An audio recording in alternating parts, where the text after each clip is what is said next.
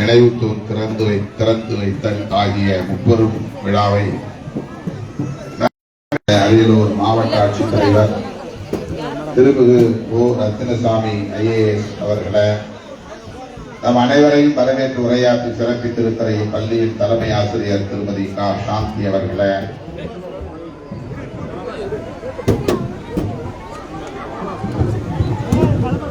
இந்த பள்ளியின் பெருமை குறித்தும் கல்வியின் அருமை குறித்தும் நம்மிடையே சிறப்புரை ஆற்றி அமர்ந்திருக்கிற இந்த மண்ணின் மைந்தர் மாண்புமிகு முதல்வர் அவர்களால் அரியலூர் அரிமா என்று அழைக்க பெற்ற நமது போக்குவரத்து துறை அமைச்சர் அண்ணன் சி சிவசங்கர் அவர்களை, இந்த பள்ளிக்கு 2 லட்சம் ரூபாய் மேம்பாட்டு நிதியிலிருந்து வழங்கி மாணவ செல்வங்களின் கல்வியை மேம்படுத்த வேண்டும் என்கிற பொறுப்புணர்வோடு பணியாற்றிக் கொண்டிருக்கிற ஜெயங்கொண்டம் சட்டமன்ற உறுப்பினர் அன்பு இளவல் காசோகா கண்ணன் அவர்களை, இந்த நிகழ்வில் பங்கேற்று இதனை சிறப்பித்துக் கொண்டிருக்கிற மாவட்ட முதன்மை கல்வி அலுவலர் சிவானந்தன் அவர்களை, மாவட்ட கல்வி அலுவலர் தொடக்க கல்வி திருமதி கௌசர் அவர்களை, வட்டார கல்வி அலுவலர் ஆண்டிமடம் நெப்போலியன் சுதன்குமார் அவர்களை, வட்டார கல்வி அலுவலர் ஆண்டிமடம் திருமதி சந்திரலேகா அவர்களை, வட்டார வளமைய மேற்பார்வையாளர் ஸ்ரீ அருமைராஜ் அவர்களை, பெற்றோர் ஆசிரியர் கழக தலைவர் இரா வேல்முருகன் அவர்களை மற்றும் ஆசிரியர் பெருமக்களை, இந்த பகுதி வாழ் பெரியோர்களை, என்னோடு வருகை தந்திருக்கிற தம்பி அங்கனூர் சிவா அவர்களை, கதிரேசன் அவர்களை, காட்டாத்தூர் மகாலிங்கம் என்கிற தமிழ்மாறன் அவர்களை, உங்கள் அனைவருக்கும் என்னுடைய பணிவார்ந்த வணக்கத்தை தெரிவித்துக் கொள்கிறேன். காலம் தாழ்ந்து இந்த நிகழ்ச்சி நடைபெற்றுக் கொண்டிருப்பதற்கு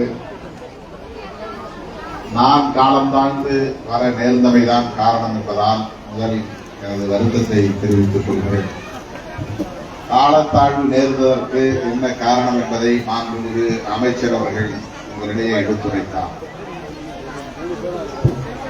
காலத்தாழ்வாக இந்நிகழ்வு நடந்தாலும் கூட அனைவரும் காலையில் இருந்து பொறுமையாக காத்திருந்து இந்த 100ஆண்டு விழா கொண்டாட்டத்தை சிறப்பித்துக் கொண்டிருக்கிற உங்கள் அனைவருக்கும் முதலில் என்னுடைய நன்றியை தெரிவித்துக் கொள்கிறேன். நீண்ட நேரம் நான் எடுத்துக்கொள்ள விரும்பவில்லை. 10 மணியிலிருந்து நீங்கள் காத்திருக்கிறீர்கள். இந்த பள்ளியின் வரலாறு குறித்து நம்முடைய அமைச்சர் அவர்கள் இங்கே சுருக்கமாக எடுத்துரைத்தார். ஆசிரியர் மாசிலாமணி அவர்கள் இதே பள்ளியில் படித்து மறுபடியும் இதே பள்ளிக்கு தலைமை ஆசிரியராக பொறுப்பேற்றார் என்பதையும், தன்னோடு படித்த தன்னுடைய வகுப்பு தோழர்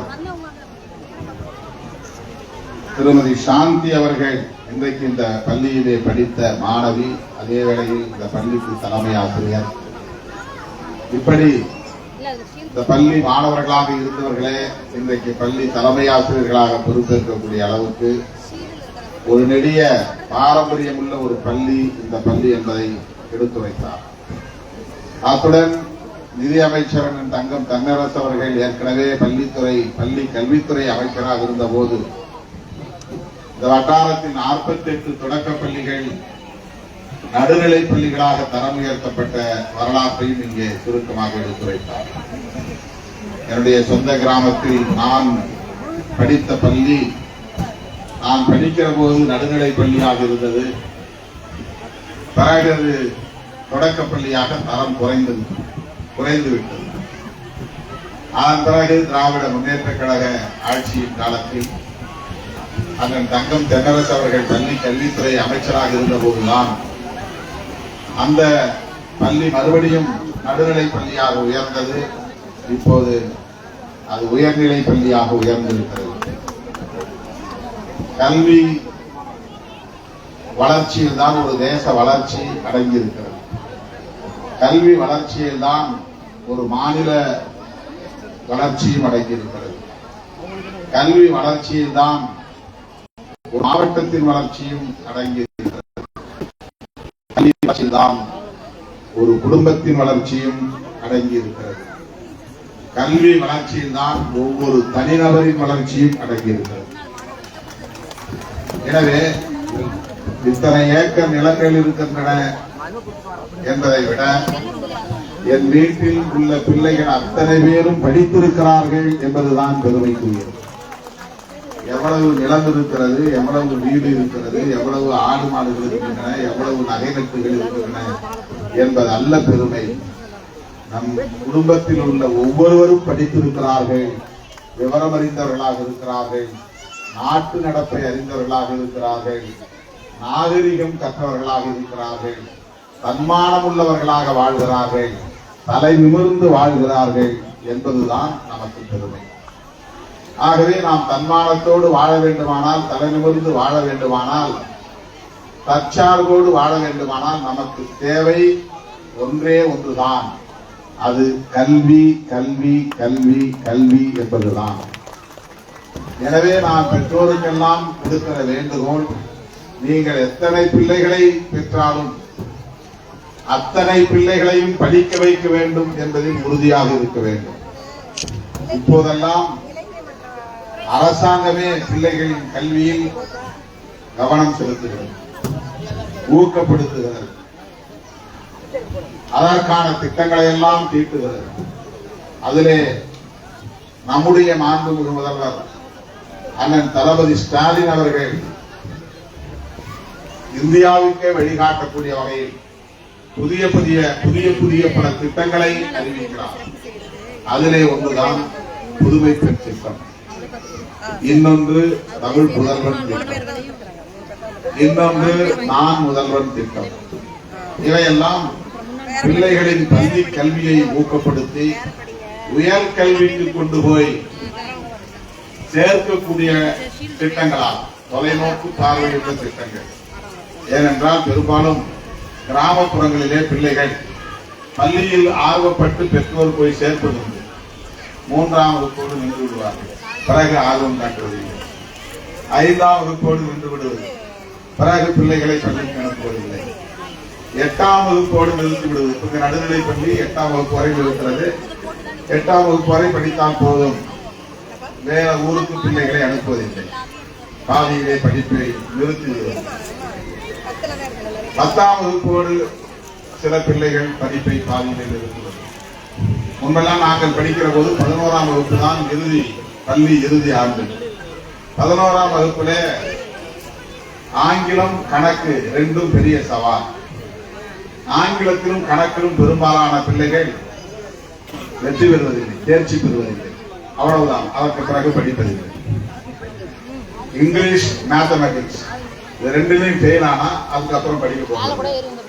இப்படி டிராப் அவுட் என்பது, படிப்பை பாதியிலே நிறுத்துவது என்பது நம்முடைய குடும்பங்களில், குக்கிராமங்களில் வசிக்கக்கூடிய குடும்பத்தை சார்ந்தவர்களின் பிள்ளைகள் பெரும்பாலும் பாதிக்கப்படுவது.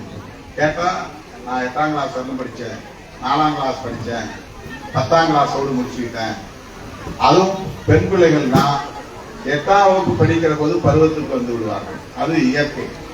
பருவத்துக்கு வந்துருச்சுன்னா அப்புறம் பள்ளிக்கு அனுப்புறது. போதும், படிச்சது போதும், இனிமேலாம் ஸ்கூலுக்கு போக வேண்டாம், கையெழுத்து போட கத்துக்கிட்டல போதும், அதுக்கு அடுத்து என்ன வேலை, கல்யாணம் பண்ணி வைக்கணும். இப்படித்தான் கடந்த காலங்களில் இருந்தோம். இந்த நிலையை முற்றாக மாற்றக்கூடிய வகையில், தலைகீழாக புரட்டி போடக்கூடிய வகையில் இன்றைக்கு 10ஆம் வகுப்பு இறுதித் தேர்வாக இருந்தாலும் 12ஆம் வகுப்பு இறுதித் தேர்வாக இருந்தாலும் முதல் மதிப்பெண் எடுப்பவர்கள் பெண் பிள்ளைகளாக இருக்கிறார்கள். மாவட்ட அளவிலே, மாநில அளவிலே அதிக மதிப்பெண்கள் எடுப்பவர்கள் பெண் பிள்ளைகளாக இருக்கிறார்கள். அந்த அளவுக்கு பெண் கல்வி இன்றைக்கு வளர்ச்சி அடைந்து வருகிறது. பள்ளி படிப்போடு நிறுத்திவிட்டு அதன் பிறகு வேலை தேடுவது அல்லது திருமணம் செய்வது, இதுவும் தவறு. எந்த அளவுக்கு உயர்கல்வி, அதாவது பட்ட வகுப்பு படிப்பது, BA, BSc, BCom இது போன்ற படிப்புகள், அல்லது லா படிப்பது, சட்டம் படிப்பது, அல்லது மருத்துவம் படிப்பது, அல்லது என்ஜினியர் பொறியியல் படிப்பது, இப்படி தொழிற்கல்வி படிப்பது, இதற்கெல்லாம் பணம் இல்லை, இதுவெல்லாம் என்னால படிக்க வைக்க முடியாது என்று பெற்றோர் சோர்ந்து போவார். அப்படி சோர்ந்துவிடக் கூடாது. அந்த உயர் கல்வியை மேலும் ஊக்கப்படுத்த வேண்டும் என்பதற்காக அரசு பள்ளிகளில் படிக்கிற பிள்ளைகளுக்கு உயர்கல்வியில மாதந்தோறும் ஊக்கத்தொகை வழங்குகிற திட்டம்தான் மாண்புமிகு முதல்வர் அவர்கள் அறிமுகப்படுத்தி இருக்கிற புதுமை பெண் திட்டம், தமிழ் புதல்வன் திட்டம் போன்றவையெல்லாம். நோக்கம் என்ன? பள்ளி படிப்போடு நின்றுவிடக் கூடாது என்பதுதான். உயர்கல்விக்கு செல்ல வேண்டும். நீங்க காலேஜ் வரணும் பிள்ளைங்களை அனுப்பிச்சிட்டீங்கன்னா அதுக்கு பிறகு அவனுக்கு உலகம் தெரியும். அவன் 100 பேருக்கு வழிகாட்டுவான்.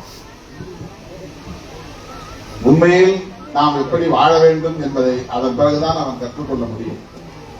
சொந்த காலில் இருக்கிற தைரியத்தை, தன்னம்பிக்கையை பெற முடியும். அப்பா அம்மாவை சார்ந்து வாழாமல், குடும்பத்தினருக்கு பாரமாக இல்லாமல் தனித்து வாழ்வது எப்படி, தன் சொந்த காலில் நின்று வாழ்வது எப்படி என்கிற அந்த தன்னம்பிக்கையை பெற முடியும். எனவே இந்த பள்ளியில் அப்படி படித்து பல பேர் பல பொறுப்புகளுக்கு, பதவிகளுக்கு, அரசு வேலைகளுக்கு போயிருக்கக்கூடிய வரலாறு இருக்கும். அந்த வரலாறு கொண்ட 100 ஆண்டு கால வரலாறு கொண்ட இந்த பள்ளியில் இன்றைக்கு 100ஆண்டு விழா நடப்பது மகிழ்ச்சி அளிக்கிறது. அப்படிப்பட்ட பெருமைக்குரிய விழாவிலே பங்கேற்கிற வாய்ப்பை எனக்கு வழங்கிய பள்ளி தலைமை ஆசிரியர் உள்ளிட்ட அனைவருக்கும் என்னுடைய நன்றியை தெரிவித்துக் கொள்கிறேன். இந்த விழாவிலே இன்றைக்கு நம்முடைய மாண்புமிகு அமைச்சர் அவர்களும் மாண்புமிகு சட்டமன்ற உறுப்பினர்களும் பங்கேற்று பிள்ளைகளுக்கு வாழ்த்துக்களை தெரிவித்திருக்கிறார்கள். அவர்களோடு சேர்ந்து நானும் உங்களுக்கு வாழ்த்துக்களை தெரிவித்து இந்த வாய்ப்புக்கு நன்றி கூறி முடிக்கிறேன். நன்றி, வணக்கம்.